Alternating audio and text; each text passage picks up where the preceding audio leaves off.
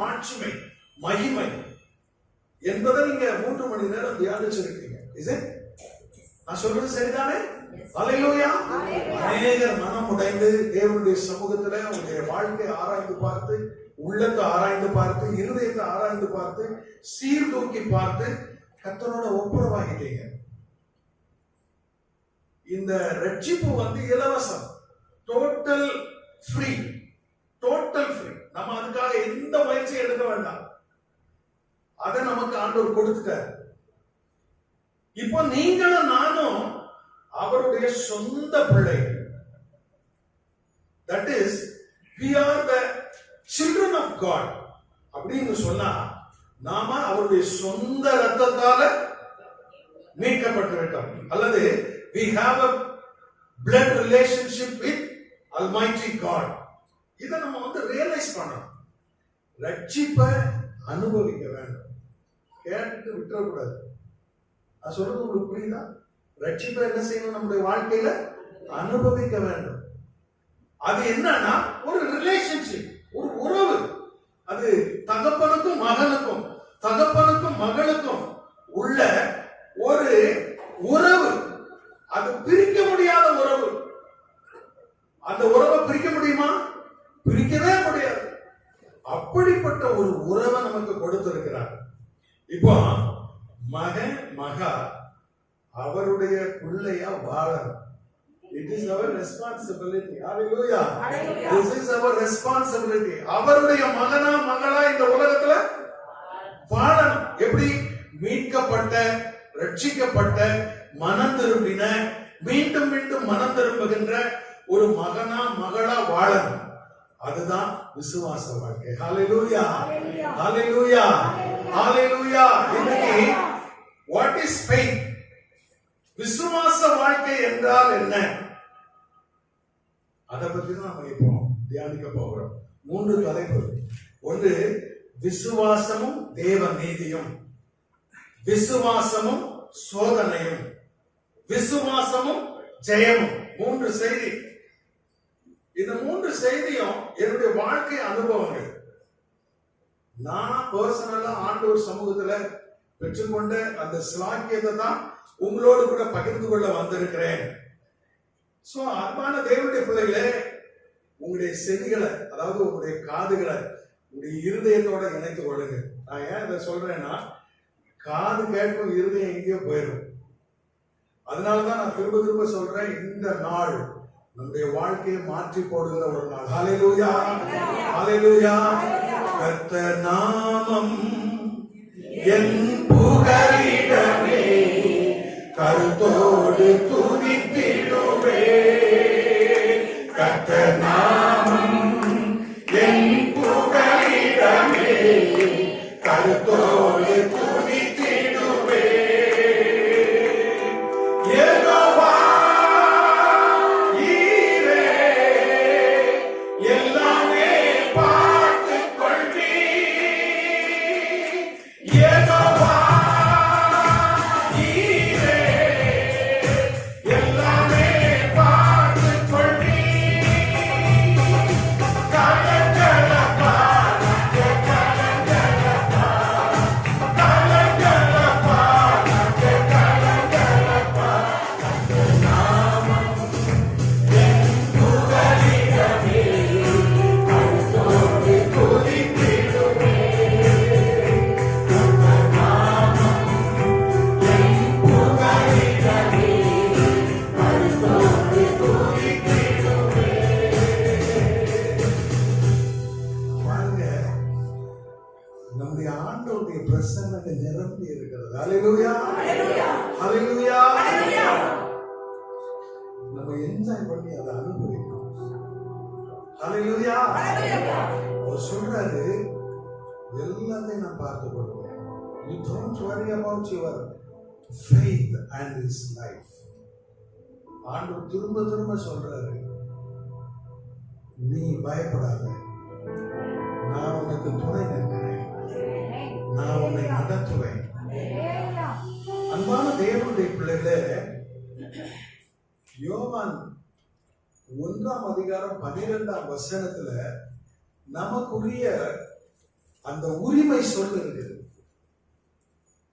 யோவான் 1:12 அவருடைய நாமத்தின் மேல் விசுவாசம் உள்ளவர்களாய் ஏற்றுக்கொண்டவர்கள் எத்தனை பேர்களோ, விசுவாசம் உள்ளவர்களாய் அந்த வார்த்தையை கோடு போடுங்க. விசுவாசம் உள்ளவர்களாய் அவரை ஏற்றுக்கொண்டவர்கள் எத்தனை பேர்களோ அத்தனை பேர்களும் தேவனுடைய பிள்ளைகளாகும்படி, தேவனுடைய மகனாக ஆகும்படி அவர்களுக்கு அதிகாரம் கொடுத்திருக்கிறார். ஹல்லேலூயா, ஹல்லேலூயா. இந்த அதிகாரத்தை புரிந்தவங்க சத்தமா சொல்லுங்க ஒரு ஹல்லேலூயா. ஹல்லேலூயா, ஹல்லேலூயா, ஹல்லேலூயா.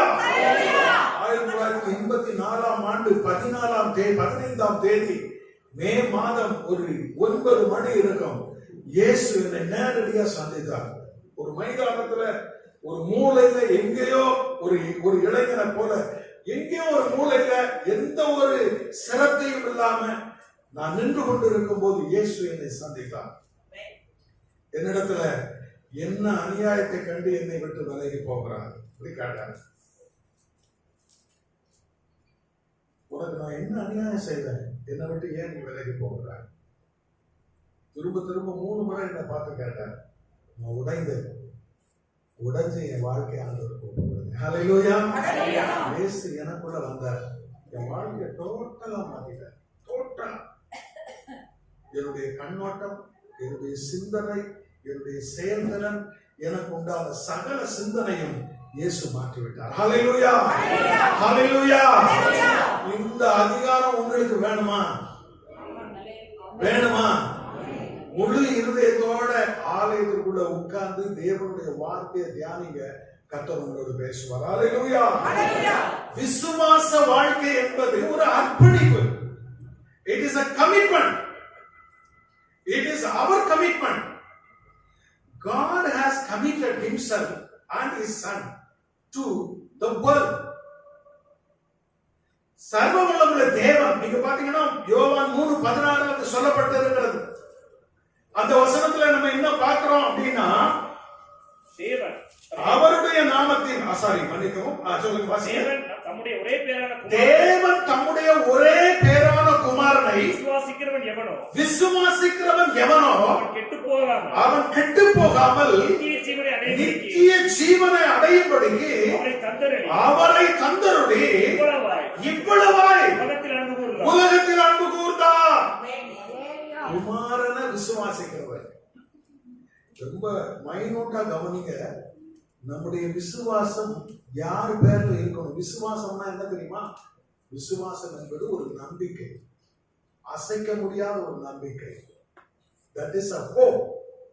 அது ஒரு பெரிய நம்பிக்கை. அந்த நம்பிக்கைய நம்ம கிறிஸ்து மேல வைக்கணும்னு பிதாவாகிய தேவன் குமாரன் இந்த உலகத்துக்கு தந்தருளினார். அப்படின்னா என்ன அர்த்தம்? குமாரனை ஒரு காலத்துல வச்சு உலகத்தின் பாவத்திற்காக பலியாகும்படி ஒரு ஆட்டுக்குட்டியாக அவர் அர்ப்பணித்தார். அந்த பிதா அர்ப்பணித்த அந்த குமாரனும் தன்னை முற்றிலுமாக தேவ சித்தத்திற்கு ஒப்பு கொடுத்து 33.5 வருடம் இந்த மண்ணில வந்து வாழ்ந்து நமக்காக சிலுவையில மகா பெரிய காரியத்தை சாதித்திருக்கிறார். அதெல்லாம் நம்ம இப்ப பார்க்க போறோம். அன்பான தேவனுடைய பிள்ளைகளே, நீங்க நான் ரட்சிக்கப்பட்டுட்டோம், மனம் திரும்பிட்டோம், அதோட வேலை முடியல. நாம ஒரு விசுவாச ஓட்டத்தை ஓடணும். அந்த விசுவாச ஓட்டம் கிறிஸ்துவின் நாமத்தின் மேல வைக்கணும். அதை பற்றி நம்ம பார்க்க போறோம். எப்படி நம்முடைய வாழ்க்கைய நாம ஆண்டவருக்கு அர்ப்பணிக்க வேண்டும், கிறிஸ்துவுக்கும் பிதாவுக்கும் அர்ப்பணிக்க வேண்டும். நாம் கொண்ட நம்பிக்கைக்கு நாம் எப்படி ஒப்பு கொடுக்க வேண்டும் என்பதை நீங்களும் நானும் யோசிக்க வேண்டும். அதான் இங்க நம்ம இந்த 4 வாரங்களுக்கான தியான வசனமா 85ஆம் சங்கீதம் 6ஆம் வசனத்தை நம்ம கொடுத்தார். எங்களை உயிர்ப்பிக்க மாட்டீரோ, எங்களை உயிர்ப்பியும். இப்போ உயிர்ப்பிக்கிற வேலை தான் நடந்துட்டு இருக்கு ஒவ்வொரு வாரமும். நீங்க ஞாயிறு காலை இந்த வார்த்தையை தியானிக்கிற நீங்கள் இந்த 6 நாட்களும் அல்லது 6 நாட்களும் இந்த வசனங்களை தியானம் பண்ணுங்க. மேற்கொண்டு போய் உட்கார்ந்து தியானிங்க. இது உங்கள் கண்களிலே வெளிச்சத்தை கொடுக்கும், இருதயத்துல ஒரு அனல ஊட்டும். நீங்க ஒரு கமிட்மெண்ட்டுக்குள்ள வருவீங்க, மனப்பூர்வமா உங்களை அர்ப்பணிப்பீங்க. அப்படி அர்ப்பணிக்கும் போது தேவ பிரசன்னம், தேவ மகிமை, தேவனுடைய ஆளுகை உங்கள் மேல வந்து இறங்கும். ஹல்லேலூயா, ஹல்லேலூயா. இப்படி கேட்டு இப்படி விட்டு விடுகிற விதத்துல இல்ல, இப்படி கேட்டு இங்கே வைக்கிறவர்களுக்கு அவர் துணை நிற்கிறார். ஹல்லேலூயா, ஹல்லேலூயா. பாருங்க, நம்முடைய தெரிந்தெடுப்பு எப்படி இருக்கு தெரியுமா? எரேமியா 3ஆம் அதிகாரம் 14ஆம் வசனத்தை பாருங்க. எரேமியா 3:14 அந்த வசனத்தை பாருங்க. எரேமியா சீர்கெட்ட பிள்ளைகளே திரும்புங்கள் என்று கர்த்தர் சொல்லுகிறார். நான் உங்கள் நாயகர். நான் உங்களை ஊரில் ஒருவனும் வம்சத்தில் 2 பேருமாக தெரிந்து கொண்டு சீயோனுக்கு அழைத்து கொண்டு வந்து உங்களுக்கு என் இருதயத்திற்கு ஏற்ற மேய்ப்பர்களை கொடுப்பேன். போதும் பாருங்க, ஊர்ல ஒருத்தர், வம்சத்துக்கு 2 பேர். கர்த்தருடைய வார்த்தை தெளிவா சொல்லுது, உங்க குடும்பத்துல நீங்க ரட்சிக்கப்பட்டிருக்கீங்க. ஹல்லேலூயா. உங்க வம்சத்துல உங்களை கர்த்தர் தெரிந்தெடுத்திருக்கிறார். எதற்கு தெரியுமா?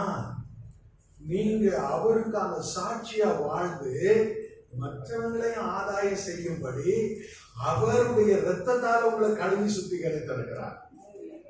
See, you have the responsibility. You must share the witness of Christ to your family, to your relationship. உங்களுக்கு ரட்சிப்பு ஆண்டவர் கொடுத்திருக்கிறார்.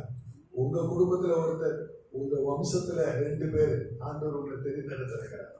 என்ன சொல்றாருன்னா, அதே அதிகாரத்துல 22ஆம் வசனத்தை சொல்லுது, சீர்கெட்ட பிள்ளைகளே திரும்புங்கள், உங்கள் சீர்கேடுகளை குணமாக்குவேன் என்று கர்த்தர் சொல்லுகிறார். இப்ப பாருங்க, நமக்கு ஸ்ட்ரகிள் இருக்கு விசுவாசத்துல. we are struggling in our faith life. நம்ம வாழ்க்கையில நம்ம தடுமாறிட்டு இருக்கிறோம். சர்ச்சில் இருக்கும்போது நல்லா இருக்குது, வெளியில போனா தடுமாற்றம் வருது, கிரிட்டிக்கல் சிச்சுவேஷன்ஸ் வருது. அங்க நம்முடைய சாட்சியை காத்துக்கொள்ள முடியல, பக்கத்திலே சத்துரு வருகிறான், நம்மளை தள்ளி விடுகிறான். அப்ப ஆண்டவர் என்ன சொல்றாரு? திரும்புங்கள் என்று ஆண்டவர் சொல்கிறார். மனம் திரும்புதல் மேலும் மேலும் மனம் திரும்பணும். நீங்க பாருங்க, 1 மில்லிமீட்டர் இருக்குன்னு வைங்க, 1 மில்லிமீட்டர். அந்த மில்லிமீட்டருக்கு இடையே 2 கோடுகள், அதுல ஒரு அளவீடு இருக்கிறது. அந்த அளவீடு பிரயாணம் பண்ணுவதற்கு, அளப்பதற்கு பயன்படுகிறது. ஆனா அந்த அளவீட்டை மேலும் 100 மடங்கு பிரிச்சிருக்காங்க. அதுக்கு பேர் வெக்டார். அதுக்கு பேர் என்ன பேரு? வெக்டார். அப்படின்னா என்ன அர்த்தம்? சின்ன சின்ன சின்ன உயர்வுகள் அதுக்குள்ள இருக்குது. So minimal targets is there inside that vector. ஒவ்வொரு இடத்துலயும் ஒரு சின்ன சின்ன இலக்கு ஆண்டவர் வைத்திருக்கிறார். ஒன்னொன்னுலயும் நீங்க தேடி வருவதற்காகத்தான் ஆண்டவர் சொல்றாரு, நீ திரும்பு, turn back to me. என்னிடத்துல திரும்பு. Each and every corner, each and every minute of your life, you must turn back to me. Unless you never enjoy my presence, God's presence. நீங்க மனம் திரும்பினா, எல்லா சந்தர்ப்பத்திலையும் மனம் திரும்பினா தேவனுடைய மகிமையை நம்ம காண முடியும். ஹல்லேலூயா, ஹல்லேலூயா. பாருங்க, உங்களுடைய தெரிந்தெடுப்பு, என்னுடைய தெரிந்தெடுப்பு என்ன சொல்லுகிறது? இங்க நீங்க பாத்தீங்கன்னா ரோமர் 8ஆம் அதிகாரம் 30ஆம் வசனத்தை நீங்க பாருங்க. 8:30. எவர்களை முன்குறித்தாரோ அவர்களை அழைத்தும் இருக்கிறார். எவர்களை அழைத்தாரோ அவர்களை நீதிமான்களாக்கியும் இருக்கிறார். எவர்களை நீதிமான்களாக்கினாரோ மகிமைப்படுத்தியும் இருக்கிறார். பாருங்க, various stages are there inside the salvation. Inside the faith. நம்முடைய ஃபெய்த் லைஃப்ல நாம கடந்து வர வேண்டிய, தேர வேண்டிய பல பகுதிகள் இருக்கிறது. அவர் அதை அட்டவணைப்படுத்துகிறார். தெரிந்து கொண்டாரோ, எவர்களை முன்குறித்தாரோ அவர்களை அழைத்திருக்கிறார். எவர்களை அழைத்தாரோ அவர்களை நீதிமான்களாக்கி இருக்கிறார். எவர்களை நீதிமான்களாக்கினாரோ அவர்களை. இதுல நம்முடைய ரெஸ்பான்சிபிலிட்டி என்ன தெரியுமா? இதுல நம்முடைய ரெஸ்பான்சிபிலிட்டி என்ன தெரியுமா? கமிட்மெண்ட். ஒண்ணு இல்லை, நான் உண்மை சார்ந்து கொள்வேன், நான் உண்மை அணைத்துக் கொள்வேன், நான் உண்மை உமக்கு என்னை முற்றிலுமாய் அர்ப்பணிப்பேன், சமர்ப்பணம் பண்ணுகிறேன். Very simple. பாருங்க, ஆண்டவர் வந்து ஈஸி இலக்கம் தான் வைத்திருக்கிறார். நீ என்ன சார்ந்துகிட்டா, நீ என்னோட இருந்தா நான் உன்னோட இருப்பேன். நீ என்னை விட்டு விட்டா நானும் என்னை விட்டு விடுவேன். ஆண்டவர் என்ன சொல்றாரு? நீ என்ன வந்து பிடித்துக் கொள்ள மனம் இல்லாம இருக்கிற, உன்னை அர்ப்பணிக்க மனம் இல்லை. எப்படி வாழ்க்கையில ஜெயங்களை பெற்றுக்கொள்ள முடியும், வெற்றியை பெற்றுக்கொள்ள முடியும்? விசுவாச வாழ்க்கை என்பது ஆண்டவர் நமக்கு வைத்திருக்கிற மகத்துவமான காரியம். இப்ப நீங்க பாருங்க, நம்முடைய மீட்புக்குள்ள கிறிஸ்து சிலுவையில என்ன செய்தார்? எபிரேயர் 9ஆம் அதிகாரம் 11ஆம் வசனத்திலிருந்து 14ஆம் வசனத்துல கிறிஸ்து சிலுவையில நமக்கு செய்தவைகளை அங்கே ஆக்கியோன் எழுதுகிறார். பாருங்க, கிறிஸ்துவானவர் 9:11 ஹீப்ரூ சாப்டர் 11 verse 9.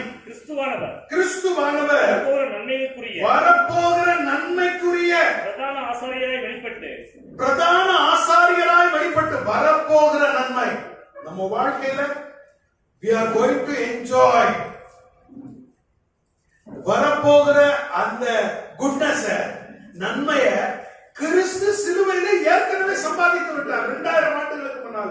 எப்படி பண்ணாரு பாருங்க, வாசிங்க. கையினால் செய்யப்பட்டதாகிய சிருஷ்டி சம்பந்தமான இந்த சிருஷ்டி சம்பந்தமான கூடாரத்தின் வழியாக அல்ல, பெரிதும் உத்தமமான கூடாரத்தின் வழியாகவும் வெள்ளாட்டுக்கடா இளங்காளை இவருடைய ரத்தத்தினாலே அல்ல, தம்முடைய சொந்த ரத்தத்தினாலே. நீங்க பாருங்க, கிறிஸ்து 2000 ஆண்டுகளுக்கு முன்னாக சிலுவையில் அறையப்பட்டார். நல்ல அந்த காட்சி உங்க கண் முன்னால கொண்டு வாங்க. The cross is on the Golgotha. அந்த கொல்கதா மேட்ல கிறிஸ்துவ சிலுவையில் அறைந்தார். வேதம் சொல்லுகிறது, வெள்ளாட்டுக்கடா இளங்காளை அவைகளுடைய ரத்தத்தினால் அல்ல, நம்முடைய சொந்த ரத்தத்தினாலே. அவர் அந்த கைகளினால் செய்யப்பட்ட ஆசரிப்பு கூடாரத்தில் அல்ல, உன்னதமான உயரமான உன்னதமான யாத்திரையாகமம் 25ஆம் அதிகாரம் 9ஆம் வசனத்தை பாருங்க. நான் உனக்கு காண்பிக்கும்படி காண்பிக்கும் வாசஸ்தலத்தின் மாதிரியின்படி மோசே சீனாய் மலையில 40 நாள் தேவனோடு சஞ்சரித்துக் கொண்டிருக்கும் போது கர்த்தர் சொல்லுகிறார், எனக்காக ஒரு வாசஸ்தலத்தை உண்டு பண்ணு, அந்த வாசஸ்தலம் இப்படி இருக்க வேண்டும் என்று சொல்லி அவருக்கு ஒரு மாதிரியை, உன்னதத்தில் இருக்கிற ஒரு மாதிரியை அவர் காண்பித்தார். அந்த மாதிரியை, அந்த ஆசரிப்பு கூடாரம், தேவன் காண்பித்த அந்த மகாபரிய உன்னதமான ஆசரிப்பு கூடாரம், கைகளால் கட்டப்படாத அந்த ஆசரிப்பு கூடாரம் தேவனுடைய பரலோகத்தில் இருக்கிறது. கிறிஸ்து சிலுவையிலே தொங்கிக் கொண்டிருக்கிறார், அவருடைய ரத்தம் சிந்தப்பட்டுக் கொண்டிருக்கிறது. அவர் நமக்காக ஜீவனை சிலுவையில கொடுத்தார். சிலுவையில கொடுத்த உடனே என்ன நடந்துச்சு பாருங்க. 1 பேதுரு 3ஆம் அதிகாரம் 18ஆம் வசனத்தை பாருங்க. 3:18. எல்லாம் கவனிங்க. ரொம்ப அற்புதமான ஒரு காரியத்தை ஆண்டவர் அங்கே செய்கிறார் பாருங்க. ஏனெனில் கிறிஸ்துவும் நம்மை தேவனிடத்தில் சேர்க்கப்படி சிலுவையில் அவர் தொங்கிக் கொண்டிருக்கிறார். அவருடைய ரத்தம், கடைசி சொட்டு ரத்தமும் பாவத்திற்காக சிந்தப்படுகிறது.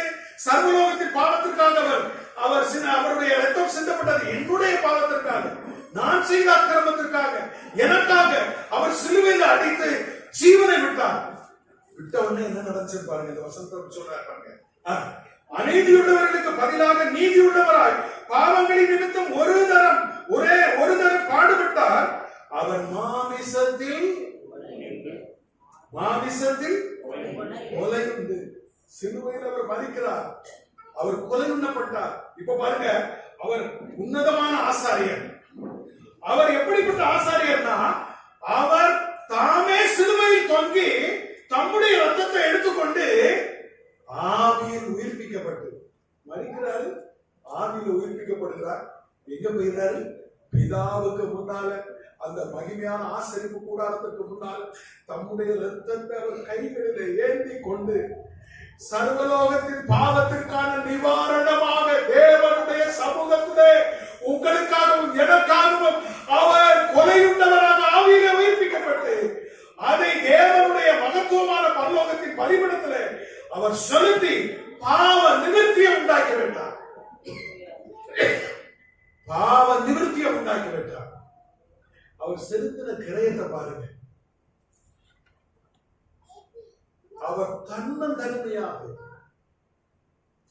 தேவன் எதிர்பார்க்கிற ஒரு பூரணமான பலியாக தன்னை ஒப்பு கொடுத்து நமக்காக சர்வலோகத்திற்காக அவர் திறப்பிலே நின்று தன்னுடைய சொந்த ரத்தத்தை தன்னுடைய கரங்களிலே ஏந்தி மகா பரிசுத்தமுள்ள தேவனுடைய சன்னிதானத்தில் அதை செலுத்தி நியாயம் செய்து விட்டார். ஹல்லேலூயா. இந்த ரட்சிப்பை நாம எவ்வளவு கொண்டாடணும் தெரியுமா? இந்த ரட்சிப்பு அவ்வளவு விலையேறப்பட்டது. இந்த ரட்சிப்பை பெற்றிருக்கிற நீங்களும் நானும் கிறிஸ்துவ எல்லா விஷயத்திலும் நோக்கி பார்க்கும்படிதான் நமக்கு ஒரு ஓட்டம் கொடுக்கப்படுகிறது. ஹல்லேலூயா, ஹல்லேலூயா. அந்த ஓட்டத்துக்கு பேர் தான் விசுவாச ஓட்டம். நீங்க பாருங்க, அவர் நமக்காக சிலுவையில சகலத்தை சம்பாதித்து விட்டார். 50% தான் அது. அது 50% தான், 50-50 தான். விசுவாச ஓட்டத்துல God's responsibility 50, man's responsibility 50. நான் சிம்பிள் ஒரு உதாரணம் சொல்றேன் பாருங்க. ஒரு வாழைப்பழம் இருக்குன்னு வச்சுக்கோங்க. உங்க கைக்கு வர்ற வரைக்கும் காட்ஸ் ரெஸ்பான்சிபிலிட்டி. அது உங்க கைக்கு வந்த பிறகு மீதி 50% நீங்க செய்யணும். ஆண்டவர் அதுல எதுவுமே செய்ய மாட்டார். பழத்தை உங்க கைக்கு கொண்டு வருகிற வரைக்கும் தான் ஆண்டவருக்கு பொறுப்பு. ரட்சிப்பை உங்க கைக்கு கொண்டு வர்ற வரைக்கும் ஆண்டவருக்கு பொறுப்பு இருக்கு. அது இலவசம். பணம் உங்க கைக்கு வந்துட்டு அடுத்து 50% வேலை செய்யணும். என்ன தெரியுமா? இந்த பழத்தை எடுத்து உரிச்சு சாப்பிடணும். ஹல்லேலூயா, ஹல்லேலூயா. அது 50%. 50% நீங்க உரிச்சு சாப்பிடலன்னா அந்த பழம் அழுகி நாசமா போகும். புரியுதா உங்களுக்கு? பழத்தை நீங்க சாப்பிடுறது 50%. நீங்க எந்த ஒரு செயலையும் நீங்க போய் இந்த கண்ணோட்டத்துல நீங்க பாருங்க. God's responsibility 50, the believer's responsibility is 50. God's responsibility is great, அது பெருசு. Man's responsibility என்ன தெரியுமா? வெரி மிக குறைவானது, லேசானது. வாழைப்பழத்தை உரிச்சு சாப்பிடுறது ஒரு வேலையாங்க, அரிசியை பொங்கி சாப்பிடுறது ஒரு பெரிய வேலையாங்க, பாலை பீச்சி குடிக்கிறது ஒரு பெரிய வேலையாங்க. ஆனா அது 50%. God's view, that is 50%. இவ்வளவு எளிய காரியத்தை செய்யறதுக்கு கூட நம்மால முடியல. We are struggling. அன்பான தேவனுடைய பிள்ளைகளே, வேதம் அப்படி சொல்லுகிறது. ரோமர் 1-ஆம் அதிகாரம் 17ஆம் வசனத்தை வாசித்து பாருங்கள். விசுவாசத்தினாலே நீதிமான் பிழைப்பான். எப்படி தெரியுமா? நாள்தோறும் பிழைப்பான். விசுவாசத்தினாலே நீதிமான் ஒவ்வொரு நிமிடமும் பிழைப்பான். இப்ப நீதிமான்னா யாரு? Who is righteous man? நம்ம நினைக்கிறோம் கற்பனைகள் எல்லாம் நிறைவேற்றினா தான் நான் நீதிமான். அப்படி வேதம் சொல்லல. நல்லா கவனிங்க, அப்படி வேதம் சொல்லவில்லை. பழைய ஏற்பாட்டில் நீதிமான்னா யாரு? லேவியராகவும் 18ஆம் அதிகாரம் 4-5 வசனங்களை பாருங்க. என்னுடைய நியாயங்களின்படி செய்து என்னுடைய நியாயங்களின்படி செய்து என்னுடைய கட்டளைகளை கைக்கொண்டு என்னுடைய கட்டளைகளின்படி கைக்கொண்டு நடவுங்கள். நான் உங்கள் தேவனாகிய கர்த்தர். நான் உங்கள் தேவனாகிய கர்த்தர். ஆகையால் என் கட்டளைகளையும் என் நியாயங்களையும் கைக்கொள்ள கடவீர்கள். அவைகளை செய்கிறவன் பிழைப்பான்னு சொல்லி இருக்கிறார். ரோமருக்கு எழுதும் போது பவுல் சொல்றாரு, விசுவாசத்தினாலே நீதிமான் பிழைப்பான். பழைய ஏற்பாட்டுல கர்த்தர் என்ன சொல்றாரு? என் கட்டளைகளையும் ஞானங்களையும் என்னுடைய பிரமாணங்களையும் நீங்கள் கடைபிடித்தால் நீங்கள் பிழைப்பீர்கள். எசேக்கியேல் 18ஆம் அதிகாரம் 8-9 வசனத்தை பாருங்க. 18:9. எசேக்கியேல் 18:9. என் கட்டளைகளின்படி நடந்து என் நியாயங்களை கைக்கொண்டு உண்மையாயிருப்பானாகி அவனே நீதிமான். இது பழைய ஏற்பாட்டுல நீதிமான். இப்ப பாருங்க, ஆபிரகாம் தேவனை விசுவாசித்தான், அது அவனுக்கு நீதியாக எண்ணப்பட்டது. கட்டளைகளும் நியாயங்களையும் நம்ம நிறைவேற்றணும். எப்படின்னா எப்படி நிறைவேற்றணும்? எப்படி நிறைவேற்றணுமா? விசுவாசித்து நிறைவேற்றணும். இப்ப விசுவாசத்துனா என்னன்னு பாப்போம். பாருங்க, புதிய ஏற்பாட்டுல ஒரு இத பத்தி மிக விளக்கமா அப்போஸ்தலனாகிய பவுல் எழுதும் போது ரோமர் எழுதின நிருபத்துல 3ஆம் அதிகாரத்துல நீங்க அந்த வசனத்தை பாருங்க. ரொம்ப ஆச்சரியமா இருக்கு. என் கண்களை திறந்த, என்னுடைய வாழ்க்கையில ஒரு பெரிய வெளிச்சத்தை கொண்டு வந்த, வெளிச்சத்தை பாய்ச்சின ஒரு வசனம் தான் இந்த வசனம். பாருங்க, 21, 22 வசனங்களை பாருங்க. இப்படி இருக்க நியாய பிரமாணம் இல்லாமல் ஒரு தேவ நீதி வெளியாக்கப்பட்டிருக்கிறது. ரொம்ப அழகா சொல்றாரு பாருங்க. நியாய பிரமாணம் அல்லாத ஒரு தேவ நீதி வெளியாக்கப்பட்டிருக்கிறது. பிரமாணங்களை நிறைவேற்றினால் நீதிமான். ஆனா தேவனே பிரமாணத்தை நிறைவேற்றாம ஒரு தேவ நீதியை நமக்கு கொடுத்திருக்கிறார். ஹalleluya, ஹalleluya, ஹalleluya. எவ்வளவு எளிமையாக்குறோமோ அவ்வளவு எளிமையாக்கி, எவ்வளவு சிம்பிளிஃபை பண்ணி நமக்கு ஆண்டவர் கொடுக்கிறார் பாருங்க. நீங்க மேற்கொண்டத வாசிங்க. அதை குறித்து நியாய பிரமாணங்களும் தீர்க்க தரிசனங்களும் சாட்சியிடுகிறது. அடுத்த வசனம். அது அந்த தேவ நீதி இயேசு கிறிஸ்து. பாருங்க, அழகா சொல்றார் பாருங்க. இயேசு கிறிஸ்துவை பற்றும் விசுவாசத்தினாலே பலிக்கும் தேவ நீதி விசுவாசிக்கிற எவர்களுக்குள்ளும் எவர்கள் மேலும் பலிக்கும். வித்தியாசமே இல்லை. No discrimination before the sight of God. If anyone believe Jesus Christ and his sacrifice, நான் சொல்றேன், வேதம் சொல்லுது, திட்டமா சொல்லுது, நான் செய்த அக்கிரமம், நான் செய்த பாவம், என்னுடைய மூதாதையர்கள் செய்த பாவம், சந்ததியாய் வந்த பாவங்கள் கிறிஸ்துவின் ரத்தத்தினாலே அழிக்கப்படுகிறது, மாற்றப்படுகிறது. இயேசுவை விசுவாசிக்கிறதுனால இன்னும் பாருங்க, ரொம்ப தெளிவா சொல்லுது பாருங்க. பாத்தீங்கன்னா ரொம்ப ஆச்சரியமா இருக்கும். 26ஆம் வசனம் பாருங்க. கிறிஸ்து இயேசுவினுடைய ரத்தத்தை பற்றி விசுவாசத்தினாலே பலிக்கும் தேவன். அந்த ரத்தம் பாருங்க விரும்பி சிந்தப்பட்டது. இயேசு கிறிஸ்துவினுடைய ரத்தம் எப்படி சிந்தப்பட்டதா? விரும்பி. அநேகருடைய பாவத்திற்காக அவர் தன்னையே விரும்பி ஒப்பு கொடுத்தார்.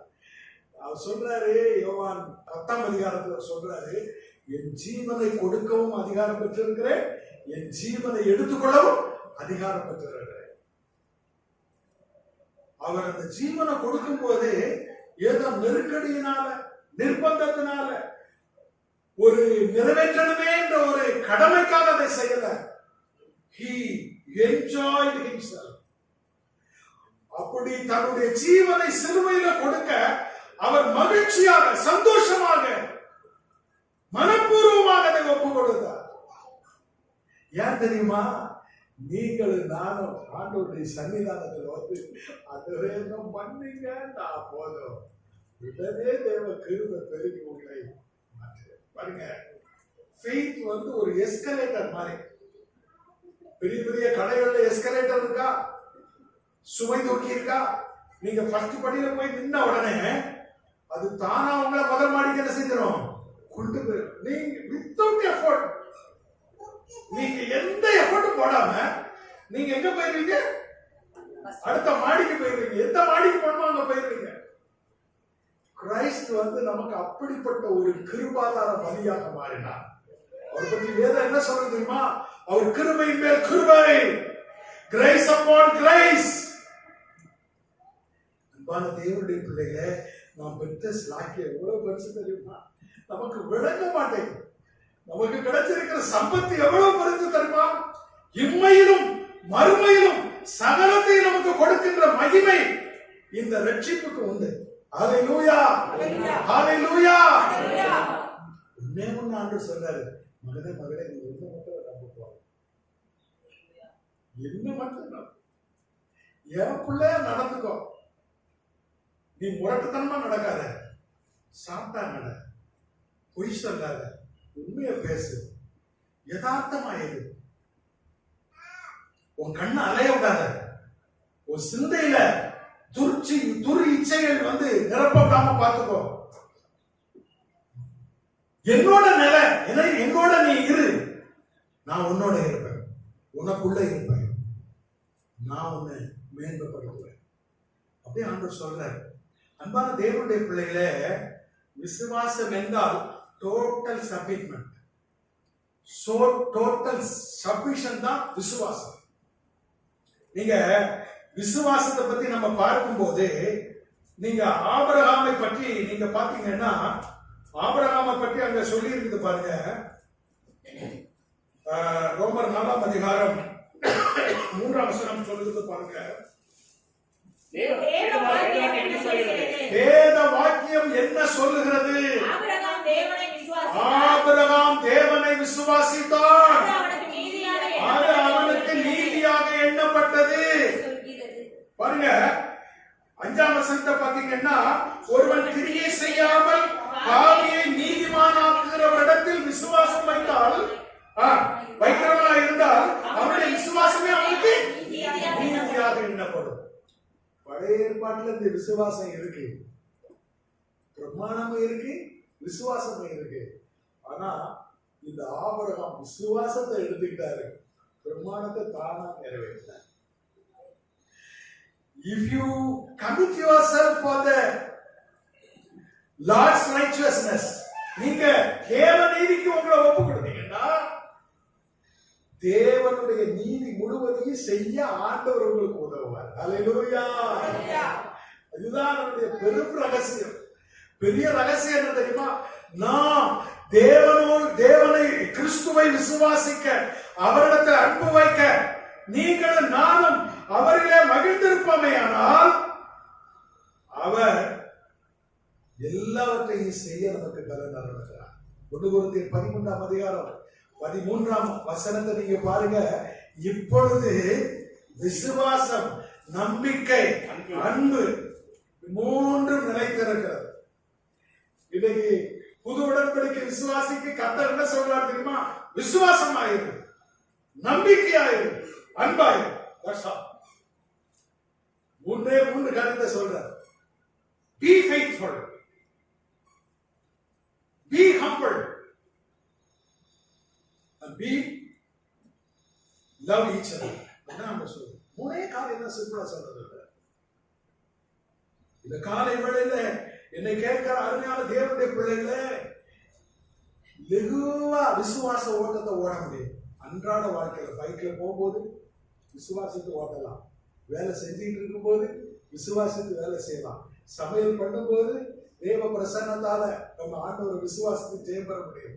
ஆபத்தை சந்திக்கும் போது, வியாதியை சந்திக்கும் போது, கடனை சந்திக்கும் போது, எதிர்ப்பை சந்திக்கும் போது, ஆர்குமெண்ட்ஸை சந்திக்கும் போது, விரலிட்டுதலை சந்திக்கும் போது விசுவாசித்து நாம் ஆண்டவரை மகிமைப்படுத்த வேண்டும். பிரியமான தேவனுடைய பிள்ளைகளே, இந்த காலை வேளையில விசுவாசத்தினாலே நீதிமான். அந்த வார்த்தைக்குள்ள என்ன இருக்குன்னா, எவ்ரி மினிட், ஒவ்வொரு நிமிடமும் விசுவாசத்துல நீங்க பாருங்க, விசுவாசத்துல பிழைப்பு நடத்த முடியுமா? முடியும்.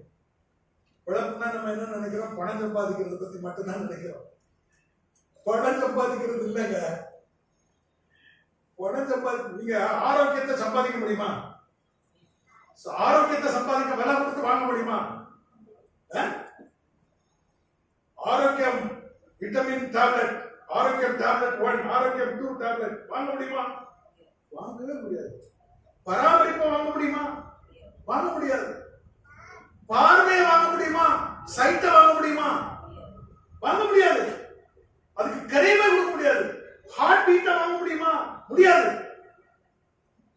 நேரா சிந்திக்கிறாங்க பாருங்க. மூளை குழப்பம் அடைஞ்சு தெருவா அடைஞ்சிட்டு இருக்காங்க பாருங்க. பிரெயினை சரியா சிந்திக்கிறதுக்கு எங்கேயாவது மருந்து மாத்திரை இருக்கா? கிடையாது. எல்லாம் தெய்வ கரத்துல இருக்கு. சிம்பிளா இருக்கு. நம்ம என்ன செய்யணும்?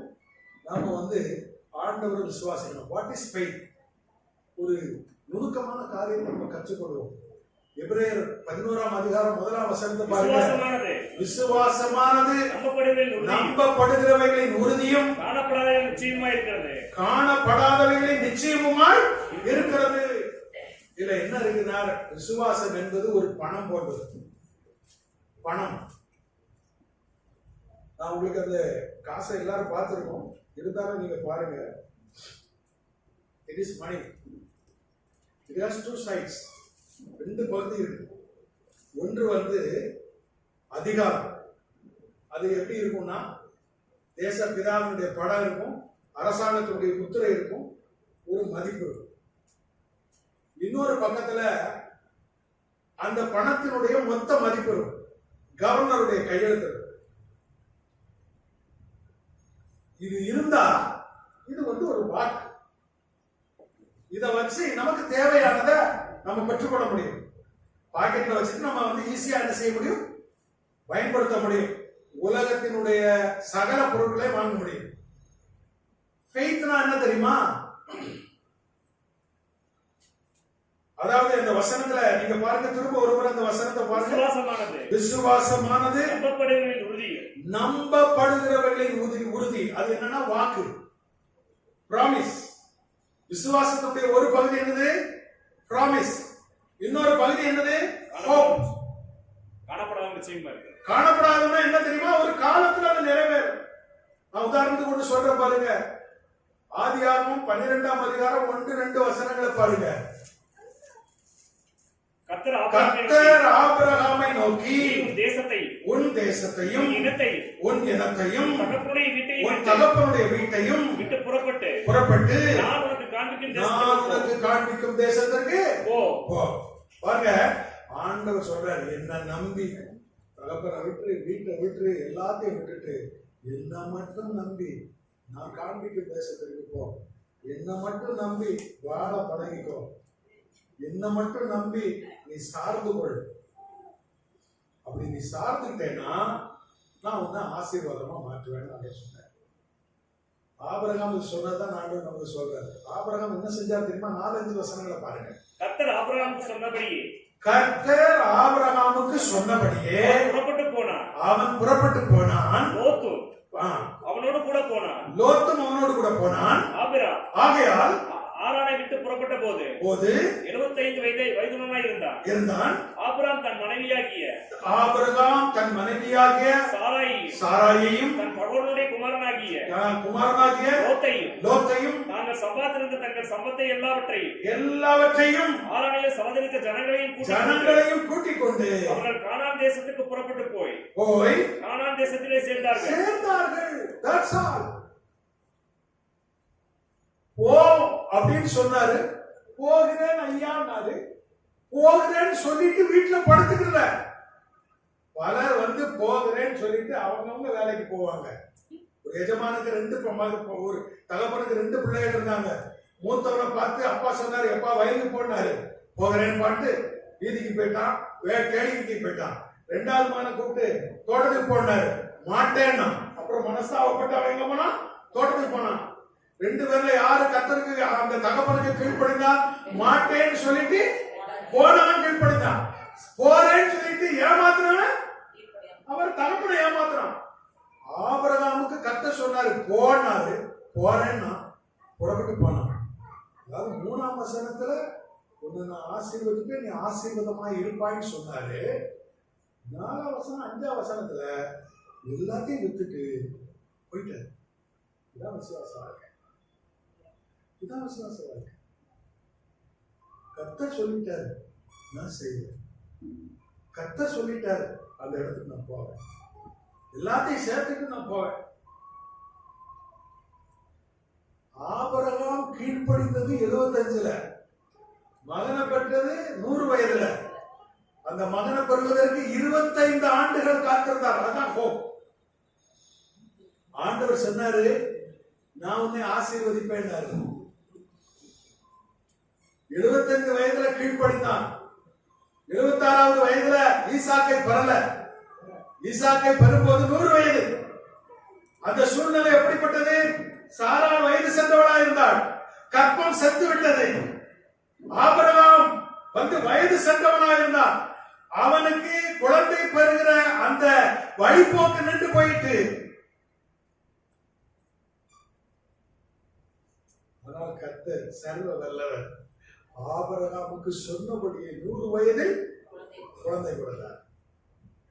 175 வருடம் ஆபிரகாம் வாழ்ந்தான். கிட்டத்தட்ட 100 ஆண்டுகள் விசுவாச ஓட்டம். 100 ஆண்டுகள் அவர் கர்த்தரையே நம்பி வாழ்ந்தான். எப்படி வாழ்ந்தான் பாத்தீங்கன்னா, தனிமை, வனாந்தரம், பயம், எதிரிகளால் தாக்குதல், கூடார வாழ்க்கை, நிச்சயமற்ற சூழ்நிலை, வயதான நிலைமை, சரீரம் செத்த ஒரு நிலைமை, எல்லாவற்றுக்கும் மத்தியிலும் கர்த்தரை நம்பினான், கர்த்தரை சார்ந்து கொண்டான், கர்த்தரை அண்டி பிடித்துக் கொண்டான், அர்ப்பணித்தான். விசுவாசிகளின் தகப்பனாக இன்றைக்கும் இந்தியால ஆபிரகாம்னு பெயர் பெற்றவங்க எத்தனை பேர் இருக்காங்க தெரியுமா? நீங்க நானெல்லாம் விசுவாச மார்க்கத்தான், அவருடைய பிள்ளைகள். பிரியமான தேவனுடைய பிள்ளைகளே, கர்த்தருக்கு காத்திருக்கிறவர்களோ புதுபலன், கழுகுகளை போல செட்டைகளை அடித்து உயர உயர உயர உயர பறப்பார்கள். காத்திருக்கிற அந்த வேலையில கர்த்தர் செயல்படுவார் நம்பி விட்டு கொடுக்கிறவங்களா கர்த்தரால் ஆசீர்வதிக்கப்படுவாங்க. பிரியமான தேவனுடைய பிள்ளைகளே, விசுவாசத்தை துவங்குகிறவரும் விசுவாசத்தை முடிக்கிறவருமாகிய இயேசு கிறிஸ்துவை நோக்கி பார்த்து ஓடணும். பாருங்க, ஒரு 5 பாயிண்ட் கடகடன்னு நான் சொல்லி என்னுடைய செய்தியை முடிக்க போறேன். மிக முக்கியமான பகுதி இது. பாருங்க, கிறிஸ்து நமக்கு முன்னால மாதிரி வைத்து போயிருக்கிறார். கிறிஸ்துவ போல வாழணும்னு அவர் எதிர்பார்க்கிறார். அவ்வளவுதான். என்ன மாதிரி? ஒரு 5 மாதிரி அவர் வைத்திருக்கிறார். பாருங்க, அவர் நீதியை விரும்பி அக்கிரமத்தை வெறுத்தார். வாழ்க்கை வாழும்போது பாத்தீங்கன்னா, எபிரேயர் 1ஆம் அதிகாரம் 9ஆம் வசனம் இப்படி சொல்லுது, அவர் நீதியை விரும்பி அக்கிரமத்தை வெறுத்ததை. நான் நீதியை விரும்புவேன், அக்கிரமத்தையும் கையோட வச்சுக்கிறேன்னா நம்ம சாட்சி கெட்டு போயிடும். அவர் சொல்றாரு, முதல்ல அக்கிரமத்தை வெறுக்கணும், அதற்கு பிறகு நீதியை பிடிக்கும். நம்முடைய வாழ்க்கையில ஆண்டவர் நமக்கு சொல்ற காரியம் என்ன தெரியுமா? அவர் நீதியை விரும்பி அக்கிரமத்தை வெறுத்திருக்கிறார். பாருங்க, 1 பேதுரு 2:23 அவர் வையப்படும் போது பதில் வையாமலும், அவர் காயப்படும் போது அவர் காயப்படுத்தாமலும், முறுமுறுக்காமலும் எல்லாவற்றுக்குள்ளும் தன்னை ஈடுபடுத்திக் கொண்டார். ரொம்ப அற்புதமா எபிரேயர் 12ஆம் அதிகாரம் 3ஆம் வசனம் இப்படி சொல்லுது, பாவிகளால் செய்யப்பட்ட விபரீதங்களை அவர் சகித்தார். நம்ம இருதயத்துல தீர்மானிக்கணும், ஆண்டவரே, நான் அக்கிரமத்துக்கு துணை போக மாட்டேன், பாவத்தோட நான் வாழ மாட்டேன், நான் நீதியை விரும்புவேன், நன்மையோட நாடுவேன், நன்மை செய்கிறத சிந்திப்பேன். இப்படி நீங்க தீர்மானிச்சா, தானியேல் தீர்மானித்தா, கர்த்தர் அந்த தீர்மானத்தை நனவாக்கினார், வெற்றி பெற செய்தார். இயேசு தாழ்மை அணிந்து கொண்டார். அவருடைய அடிச்சுவடு என்ன தெரியுமா? தாழ்மை. பிலிப்பியர் 2ஆம் அதிகாரம் 5-8 வசனங்கள் என்ன சொல்லுதுன்னா, அவர் தேவனுக்கு சமமாயிருப்பதை கொள்ளையாடின பொருளாக எண்ணாமல் தம்மை தாமே வெறுமையாக்கி அடிமையின் ரூபம் எடுத்து மனுஷ சாயலார், அதாவது சிலுவையின் மரண பரியந்தம் தாழ்மை உள்ளவர்களுக்கு கர்த்தர் கிருபை அளிக்கிறார். கிறிஸ்துவுக்கு ஒரு பேர் என்ன தெரியுமா? கிருபை மேல் கிருபை, கிரைஸ் அப்பான் கிரைஸ். அப்படின்னா என்ன? தாழ்மை உள்ளவர்களோடு சர்வ வல்லவரே கூட இருப்பார். தாழ்மையினுடைய அடிகள் என்ன தெரியுமா? தேவனுடைய பிரசன்னம், தேவனுடைய வல்லமை, தேவனுடைய மகிமை. அவர் வாழ்நாள் முழுவதும் தாழ்மை அணிந்து கொண்டிருந்தார். மூன்றாவதாக இறுதி வரை அவர் தம்முடையவரிடத்தில் அன்பு வைத்தார். யோவான் 13ஆம் அதிகாரம் 1ஆம் வசனப்படி சொல்லுது, அவர் மரண பரியந்தம் அன்பு வைத்தவரிடத்தில் முடிவு பரியந்தம் அன்பு வைத்தார் என்று சொல்லி இருக்கிறது.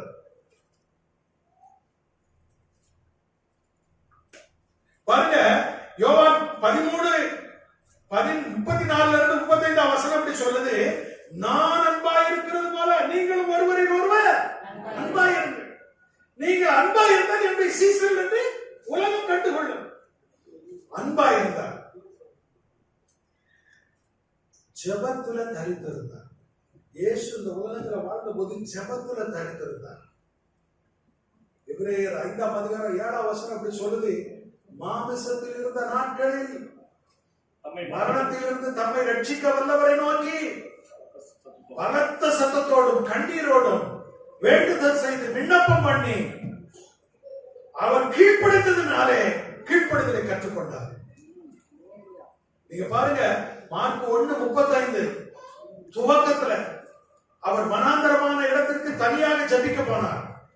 அவர் மரணத்திற்கு சிலுவைக்கு நேராக செல்லும் போதும் மத்தேயு 26:38-39 வசனங்களை பார்த்தீங்கன்னா, அவர் கெத்செமனையிலே மரண வியாகுலத்தின் வேளையிலும் அவர் ஜெபித்துக் கொண்டிருந்தார். ஏன்?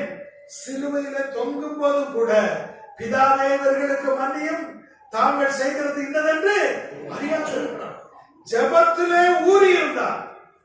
நீங்களும் நானும் ஜெபத்துல ஊறி இருப்போம். கடைசியா பாருங்க, அவர் தேவ சித்தம் செய்கிறதுல வைராக்கியமாக இருந்தார். அல்லேலூயா. பாருங்க, எபிரேயர் 10ஆம் அதிகாரம் 7ஆம் வசனம் சொல்லுது, இதோ உமது சித்தம் செய்ய வருகிறேன். இந்த உலகத்திற்கு அவர் எதுக்கு வந்தாரா? அவருடைய சித்தத்தை செய்து ஒரு மாதிரியை ஏற்படுத்த அவர் வந்தார். யோவான் 4ஆம் அதிகாரம் 34ஆம் வசனம் சொல்லுகிறது, என்னை அனுப்பினவரின் சித்தம் செய்வதே என்னுடைய போஜனமாய் இருக்கிறது. பாருங்க, இயேசு நமக்காக ஒரு மாதிரியை வைத்திருக்கிறார். நீதியை விரும்பி அக்கிரமத்தை வெறுக்க வேண்டும், தாழ்மையை அணிந்து கொள்ள வேண்டும், இறுதி வரை நாம் அன்பு வைக்க வேண்டியவர்களை அன்பு வைக்க வேண்டும், ஜெபத்துல உறுதியாய் தரித்திருக்க வேண்டும், தேவ சித்தம் செய்கிறதுல தீவிரமாய் இருக்க வேண்டும். பிரியமான தேவனுடைய பிள்ளைகளே, மத்தேயு 24:13 சொல்லுகிறது, முடிவு பரியந்தம் நிலைநிற்பவனே ரட்சிக்கப்படுவார். அல்லேலூயா, அல்லேலூயா. நான் இன்றைக்கு எப்படி இருக்கிறேன்? ஒரு ஞாயிறு ஆராதனை கிறிஸ்தவரா இருக்கிறேனா? ஞாயிற்றுக்கிழமை மியூசிக் போட்டு பாட்டு பாடும்போதுதான் தேவ பிரசன்னம் நம்மோட இருக்குதா? சர்ச்சில் இருக்கும் போதுதான் நமக்கு அந்த பிரசன்னம் இருக்குதா? நம்முடைய மற்ற வார நாட்கள்ல தேவ பிரசன்னத்தை நம்ம என்ஜாய் பண்ண முடியலையா? என்று சொல்றாரு, நீ என்னை விட்டு விட்டால் நான் உன்னை விட்டு விடுவேன். உன்னை விட்டு விடுவேன்னு அவர் சொல்லல, நீ என்ன விட்டு விட்ட, நான் உன்கிட்ட வர முடியல, அவ்வளவுதான். ஆதியிலே ஏதேனிலே ஆதாமுக்கு ஏவாளுக்கு என்ன நேர்ந்தது தெரியுமா? பாவம் செய்த உடனே அவர்கள் தேவ சமூகத்தை விட்டு விலகினார்கள். நீங்க அந்த வசனத்தை பாருங்க, ஆதியாகமம் 3ஆம் அதிகாரம், நீங்க 8ஆம் வசனம் பாருங்க.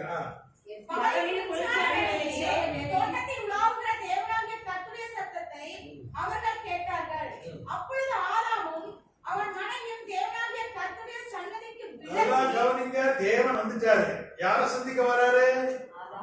ஆதாமையும் ஏவாளையும் ஆர்வமா சந்திக்க, ஆசையா சந்திக்க வராரு. அவர் வருகிற தடயம் தெரிகிறது. சரசரன்னு இலைகள் அசைகிறது, காற்று அசைகிறது. அவங்களுக்கு ஏற்கனவே இதெல்லாம் தெரியும். இப்படி எல்லாம் நடந்தா ஆண்டவர் வாராருன்னு அர்த்தம். அங்க வாராரு, இவர் நெருங்கி வாராரு, அவர்களோ விலகி போகிறாரு. அதான் ஆண்டவர் சொன்னாரு, நீ என்னோட இருந்தால் அருமையான தேவனுடைய பிள்ளைகளே, இந்த உலகத்துல நீங்க கர்த்தரோட இருந்தீங்களா? நித்தியத்திலையும் கர்த்தரோட ஆயுசு காலம் முழுவதும் அந்த ஆண்டவரோட வாழ்க்கை. ஒரு ரகசியத்தை நான் சொல்லி என்னுடைய செய்தியை முடிக்கிறேன். நீங்க கர்த்தரோட இருந்தா சர்வ தேவனுடைய சேனையும் உங்களுக்கு. சர்வ சேனை, தேவனுடைய சேனை. எலியாவுக்கு ஆண்டவர் அவருடைய, எலிசாவுக்கு அவருடைய வேலைக்காரனுக்கு ஆண்டவருக்கு ஒரு விண்ணப்பம் பண்ண, ஆண்டவரே இவர் கண்ணை திறங்கப்பா அப்படின்னு விண்ணப்பம் பண்ணா, ஆண்டவர் கண்ணை திறந்தா உடனே, ஆண்டவனே இந்த மலையெங்கும் அக்னிமயமான ரதங்களை நான் பார்க்கிறேன். உங்களை சுத்தி தேவ பிரசன்னம் இருக்கும். நீங்க வெறும் ஆளு கிடையாது. நீங்க மீட்கப்பட்ட ஜாதி, நீங்க மீட்கப்பட்ட மகன் மகள், நீங்க அவருக்கான சாட்சி.